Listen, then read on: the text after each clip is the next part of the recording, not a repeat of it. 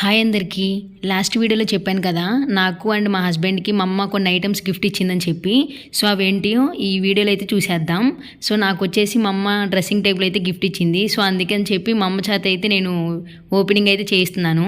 And మా హస్బెండ్కి వచ్చేసి సోఫా అయితే గిఫ్ట్ ఇచ్చింది అనమాట. సో ఇంకా టోటల్గా మేమైతే 3 ఐటమ్స్ అయితే తీసుకున్నాం. Sofa, dressing table and chairs అది కూడా చూస్తున్నారు కదా. సో ఆ చైర్స్ కూడా తీసుకున్నాం. ఆ 3 కలిపి కూడా మాకు 11,500కి అయితే వచ్చేసాయి. సో మాకు తెలిసిన వాళ్ళ షాప్లో అయితే తీసుకున్నాం.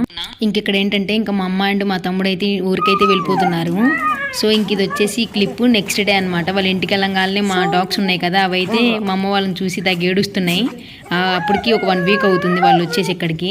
సో అట్లా ఆనందం చూడండి. అసలు ఎక్కడికి వెళ్ళారు ఇన్ని రోజులు అని చెప్పేసి. మా అమ్మ వాళ్ళు ఊరు వెళ్తున్నప్పుడు నాకైతే చాలా బాధేసింది. బట్ ఏం చేస్తాం, తప్పదు కదా, మ్యారీడ్ లైఫ్ అంటే ఇంకంతే. మొత్తానికి వీడియో అంతా చూశారు.